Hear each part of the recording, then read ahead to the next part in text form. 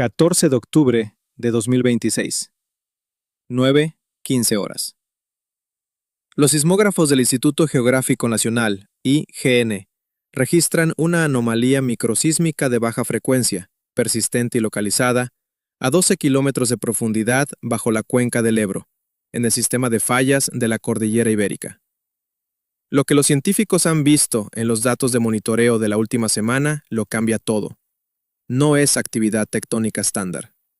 Es el sonido de la roca disolviéndose bajo una presión hidráulica colosal. Estamos en tiempo real ante la crónica de un colapso inminente en la infraestructura crítica de España.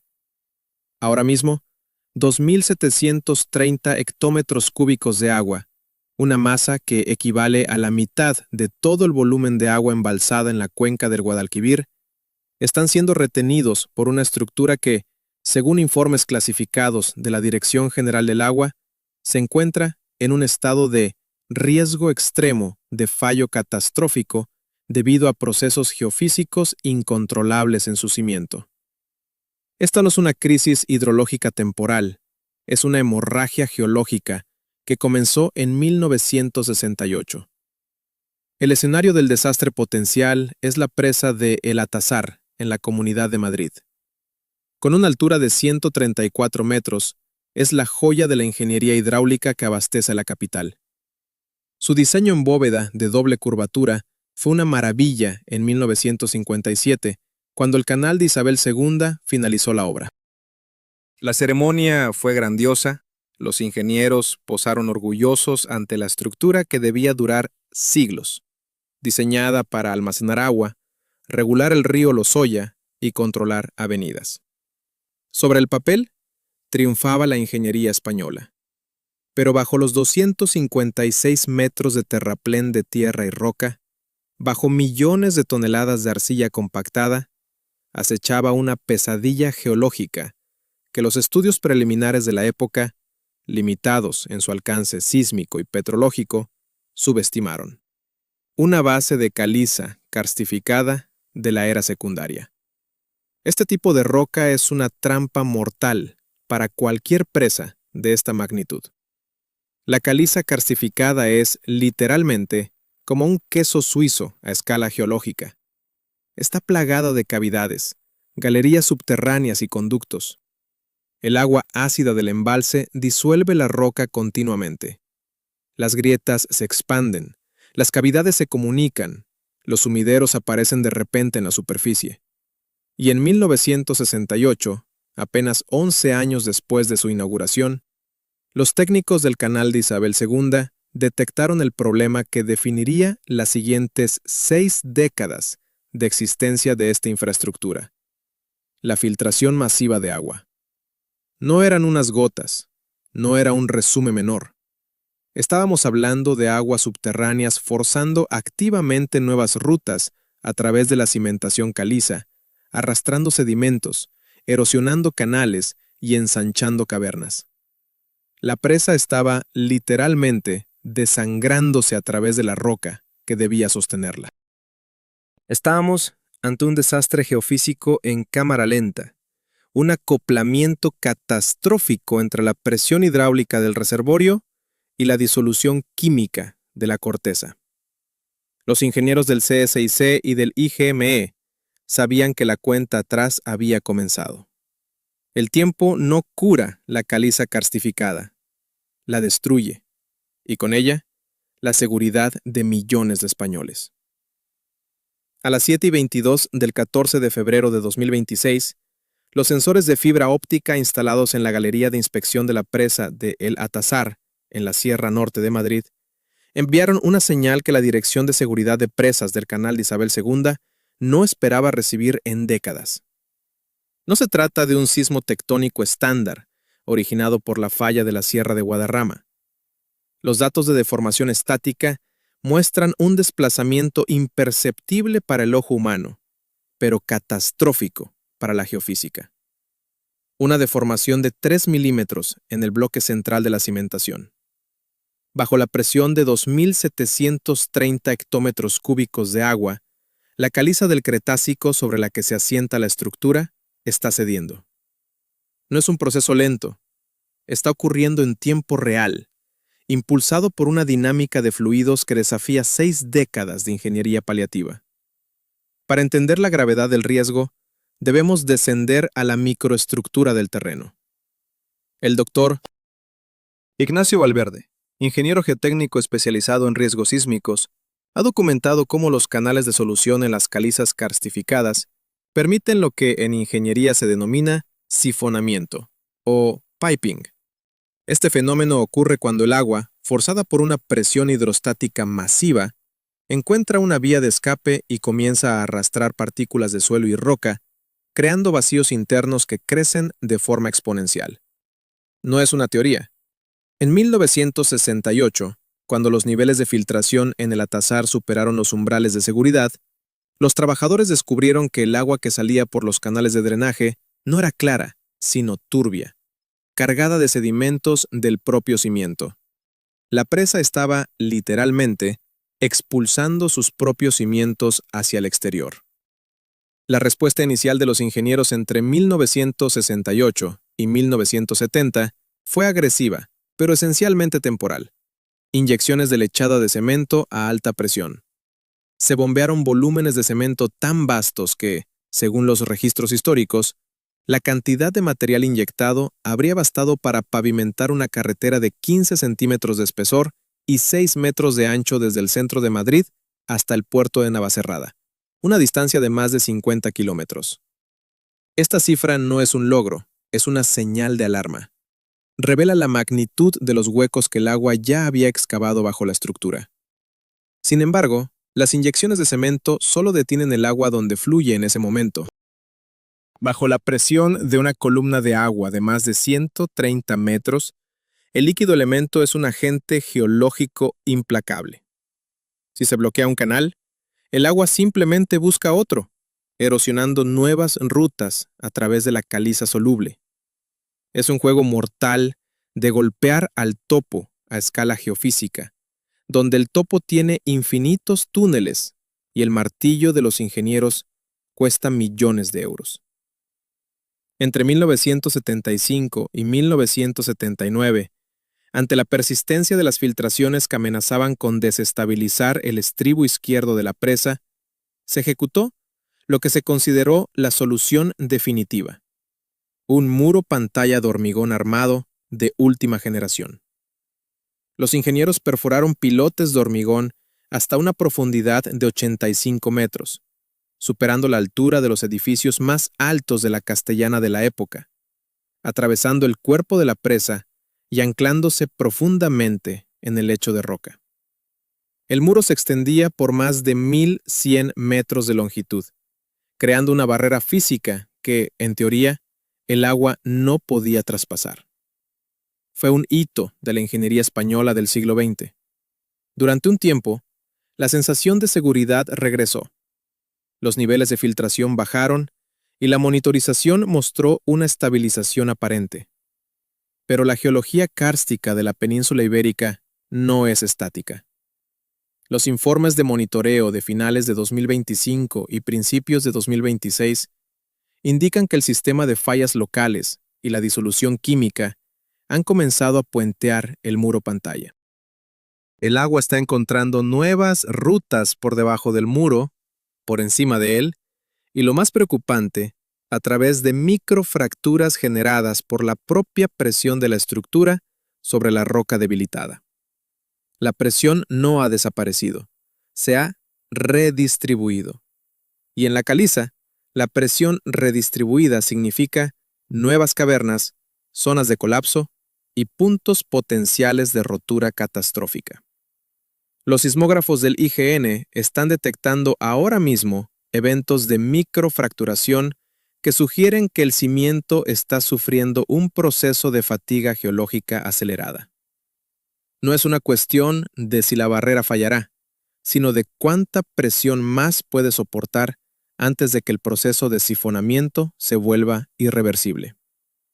Estamos observando, a través de los datos de los sensores, cómo el agua socava sistemáticamente una de las infraestructuras más críticas de España, mientras millones de personas en la cuenca del Tajo y la Comunidad de Madrid desconocen que el suelo bajo la gran presa se está convirtiendo en un vacío hidráulico.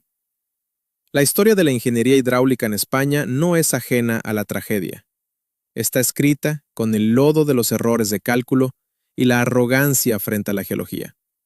Para comprender la magnitud de lo que está ocurriendo bajo la presa de El Atazar en este 2026, debemos mirar hacia atrás, a las cicatrices que todavía marcan el territorio nacional.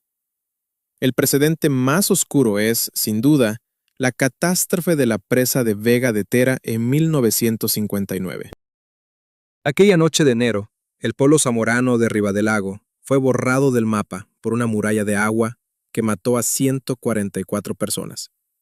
¿La causa? Un fallo en la cimentación y una construcción defectuosa que no resistió la presión hidrostática. Pero el Atazar es un gigante comparado con Vega de Tera.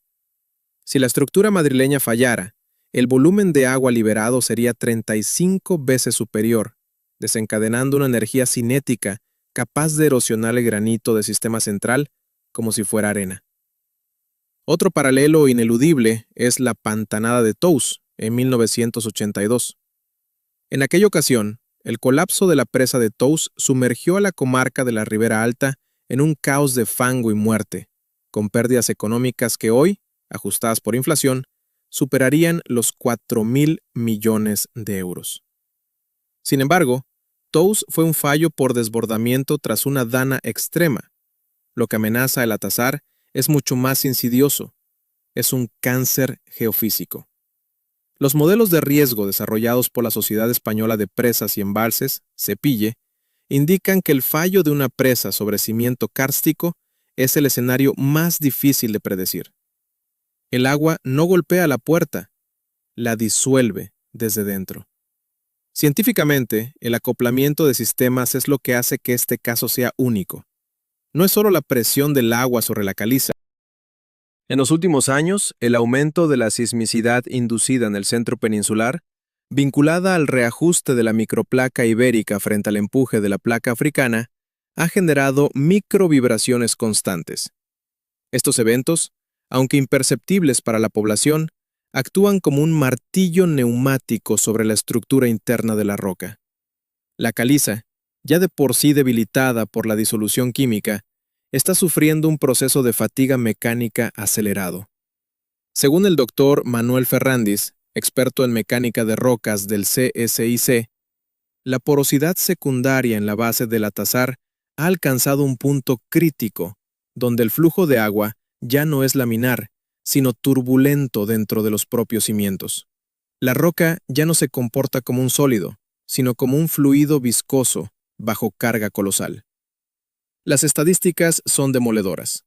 El Atazar retiene una presión de aproximadamente 1.300 kilonewtons por metro cuadrado en su base. Cada gramo de esa presión está forzando moléculas de agua a entrar en los canales de solución kárstica. Los modelos matemáticos de simulación de rotura indican que un fallo catastrófico en el estribo izquierdo de la presa enviaría una onda de choque hidráulica que alcanzaría el área metropolitana de Madrid en menos de 45 minutos. No hablamos de una inundación gradual, hablamos de una pared de agua y escombros de 25 metros de altura viajando a 80 kilómetros por hora. Pero el giro más inquietante en los datos de monitoreo de este mes revela algo que los ingenieros de los años 50 nunca pudieron prever: la existencia de un acuífero profundo, previamente no cartografiado, que se ha conectado con los canales de filtración de la presa. Esto significa que el embalse no solo está perdiendo agua hacia el exterior, sino que está alimentando un sistema de cavidades mucho más profundo y vasto. El reloj geológico ha pasado de una escala de milenios a una de meses. Los sensores de resistividad eléctrica muestran zonas de vacío absoluto bajo el dique principal que se han duplicado en tamaño desde la primavera pasada. Este acoplamiento entre la hidrodinámica del embalse, la química de la caliza y el estrés tectónico regional está creando un escenario de tormenta perfecta. En los informes confidenciales circulando entre Protección Civil y el Ministerio para la Transición Ecológica, el término riesgo residual aceptable ha sido sustituido por gestión de la inminencia. La estadística ya no es nuestra aliada. Si los ciclos de disolución kárstica en España han seguido tradicionalmente un ritmo lineal, el factor de la presión antrópica, el peso masivo del agua almacenada, ha convertido esa línea en una curva exponencial hacia el colapso. Estamos en el punto de inflexión. El Atazar no solo es una obra de ingeniería, es una apuesta de 2.700 hectómetros cúbicos contra una geología que ha decidido dejar de cooperar. La magnitud de una catástrofe no se mide solo en metros cúbicos o en gigajulios de energía liberada, sino en el silencio que precede al estruendo.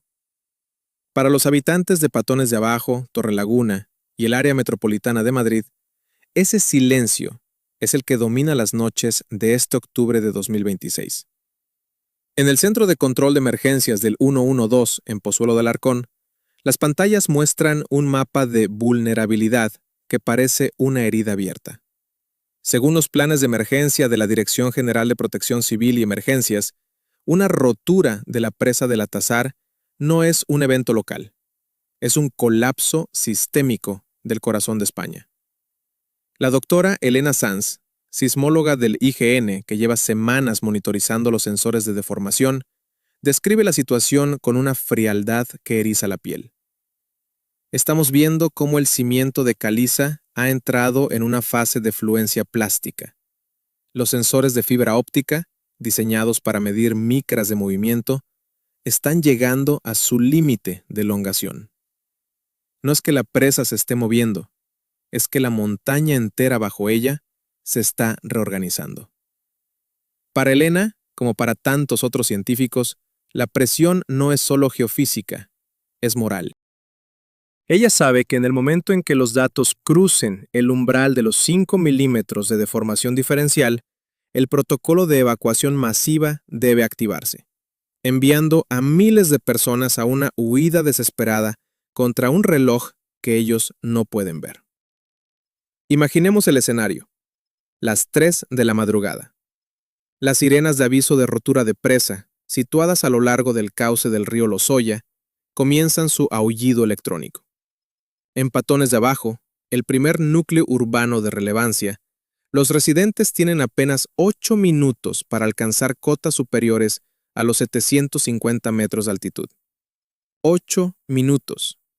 Eso no es tiempo para evacuar una casa, es apenas tiempo para despertar a los niños, calzarse y correr hacia las laderas de la Sierra de Ayllón. La pared de agua, una masa negra de lodo, rocas y fragmentos de hormigón de 30 metros de altura, alcanzaría el pueblo con una fuerza de impacto capaz de pulverizar cualquier estructura de ladrillo y cemento. Los modelos hidráulicos de la Universidad Politécnica de Madrid estiman que en este primer tramo, la tasa de supervivencia para quienes no hayan evacuado en los primeros 300 segundos es prácticamente nula. Aguas abajo, el desastre se ramifica. La onda de choque alcanzaría Torrelaguna en 15 minutos.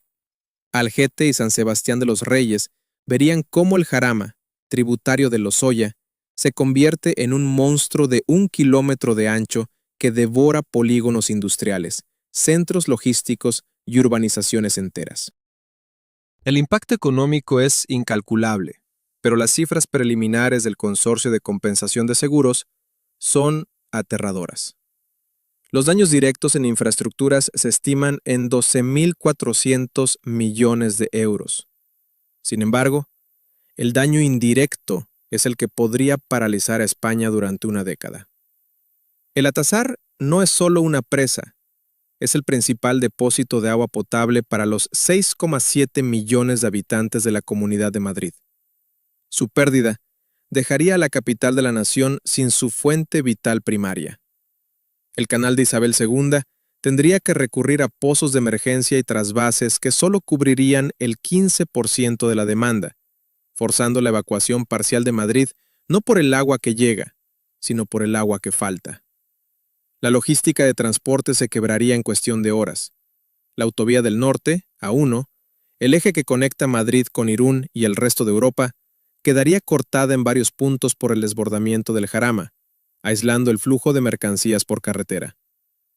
El aeropuerto Adolfo Suárez Madrid-Barajas, situado en la zona de inundación secundaria, vería sus sótanos y sistemas críticos de navegación inundados, forzando el cierre total del espacio aéreo más importante del país. La red ferroviaria de alta velocidad hacia el noreste y las líneas de cercanías C2 y C7 quedarían sepultadas bajo metros de sedimentos kársticos arrastrados desde la sierra. En el ámbito energético, la pérdida es doble.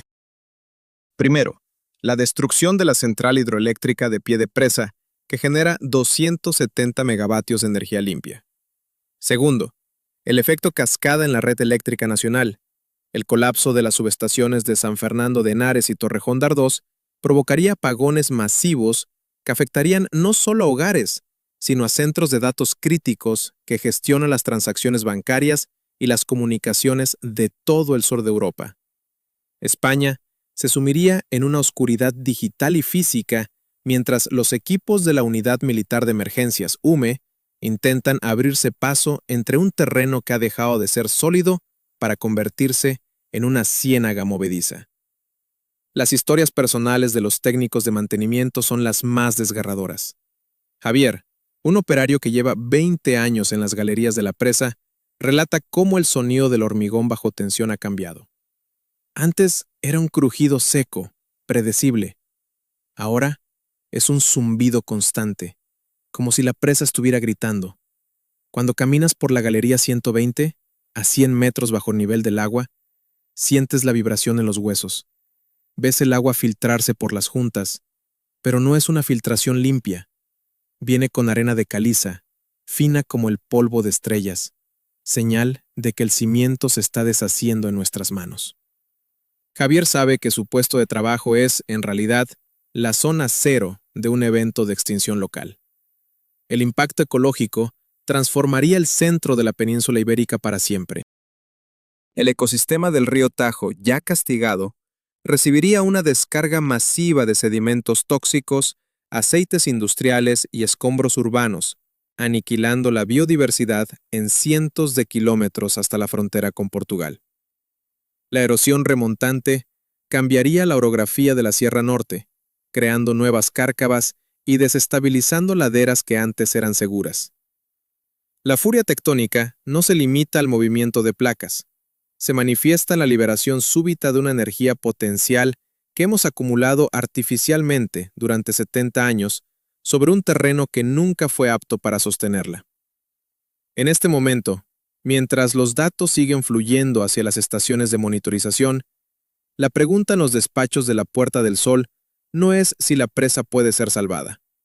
La ingeniería ya ha dado todo lo que tenía: muros pantalla, inyecciones de cemento, sensores láser. Ahora, la gestión se centra en el factor humano. ¿Cómo se comunica a una población de millones de personas que su estabilidad depende de que una capa de caliza kárstica decida no disolverse 1 milímetro más esta noche? El riesgo humano en España ha alcanzado su cota máxima. El Atazar no es una excepción. Es el síntoma de una infraestructura envejecida que lucha contra una geología que tiene toda la eternidad para ganar. Las sirenas están listas. Los planes de evacuación están impresos. Solo falta que la caliza dé el último suspiro para que el mapa de España cambie para siempre. El futuro de la seguridad de presas en España se decide hoy en los despachos de auscultación técnica, donde la realidad geofísica choca frontalmente con la necesidad económica. En junio de 2024 se inició una movilización de equipos sin precedentes en la Sierra Norte, un proyecto de modernización de las compuertas del aliviadero de El Atazar, valorado en 22,4 millones de euros. Estas nuevas compuertas, equipadas con sistemas de control hidráulico de alta precisión, buscan dar a los ingenieros una capacidad de respuesta más rápida ante eventos de avenidas extremas o danas de gran magnitud, cada vez más frecuentes en la península ibérica. Sin embargo, Para los expertos del Colegio de Ingenieros de Caminos, Canales y Puertos, esta inversión es agridulce. Mejorar las compuertas permite gestionar el agua superficial, pero no soluciona el problema de fondo, la cimentación.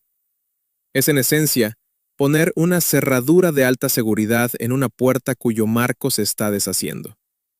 La realidad que enfrentamos en este 2026 es que el Atazar, al igual que otras infraestructuras críticas del país construidas en las décadas de los 50 y 60, ha entrado en un estado de riesgo gestionado perpetuo.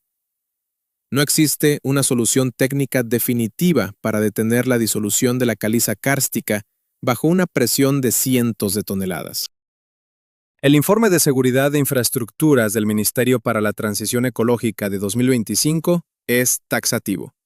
La eliminación total del riesgo de filtración en terrenos de naturaleza carbonatada es geológicamente inviable. La estrategia debe pivotar hacia la mitigación, el monitoreo redundante y la preparación de la población civil. Eso significa que vivir aguas abajo de la presa es aceptar un contrato social invisible, uno que incluye agua potable y energía hidroeléctrica a cambio de vivir bajo una espada de Damocles geológica. Para los vecinos de Patones, Torrelaguna o incluso las áreas bajas de Alcalá de Henares, la preparación para desastres ya no es una opción teórica, sino una necesidad de supervivencia. Los simulacros de evacuación, que antes se veían como meros trámites burocráticos, son ahora la única barrera real entre la vida y la muerte. Si el cimiento falla, si el muro pantalla es puenteado por una nueva vía de sifonamiento masivo, la ventana de evacuación se mide en minutos. En esos 5 o 10 minutos no hay tiempo para salvar recuerdos ni propiedades. Solo hay tiempo para la ejecución mecánica de un plan de huida hacia las cotas altas del sistema central. El coste de esta vigilancia es astronómico. Desde 1968, el Estado español ha invertido más de 850 millones de euros en reparaciones, muros pantalla, inyecciones de cemento y sistemas de sensores de última generación en el Atazar. A esto hay que sumar el coste de oportunidad. Cuando los niveles del embalse deben mantenerse bajos por precaución ante una anomalía en los datos de presión intersticial, la pérdida económica en generación eléctrica y reservas para el regadío de la cuenca del Tajo se dispara. Algunos expertos plantean una pregunta incómoda para el horizonte de 2030. ¿Es sostenible mantener una estructura de alto riesgo sobre una geología inestable? ¿O debería España considerar el desmantelamiento controlado de sus presas más vulnerables? Pero desmantelar el Atazar supondría dejar a Madrid sin su principal pulmón hídrico, una decisión política y socialmente inasumible en el contexto actual de estrés hídrico por el cambio climático. Estamos atrapados en un ciclo de construir, descubrir fallos, parchar y monitorear. Es el legado de una era en la que el entusiasmo por el desarrollo superó a la prudencia geológica. Los ingenieros de 1957 hicieron lo mejor que pudieron con las herramientas de la época. Hoy, con modelos de inteligencia artificial y tomografía sísmica, sabemos que la caliza debajo de nosotros nunca dejará de ser nuestra mayor amenaza. La geología no negocia. No se la puede convencer de que deje de disolverse. Solo podemos observarla con sensores láser y esperar que nuestros cálculos de riesgo sigan siendo correctos por un día más. El desenlace de la historia del Atazar se está escribiendo molécula a molécula, en la oscuridad absoluta bajo el cauce del río Lozoya. Allí, donde el agua ácida encuentra una debilidad en la roca, el reloj sigue avanzando. El riesgo de infraestructura en España no es un concepto abstracto de los libros de texto. Es una realidad vibrante que late bajo los pies de millones de ciudadanos. La furia tectónica y la erosión kárstica son procesos implacables. Mientras los ingenieros sigan luchando contra la geología, la única certeza es la incertidumbre. Mantengan sus radios de emergencia cargadas, conozcan sus rutas de evacuación hacia las sierras y entiendan que, en un país de contrastes geológicos como el nuestro, la seguridad es un equilibrio frágil que depende de que la caliza, por esta noche, decida seguir sosteniendo el peso de nuestra civilización. El Atazar aguanta, por ahora, pero la geología siempre tiene la última palabra.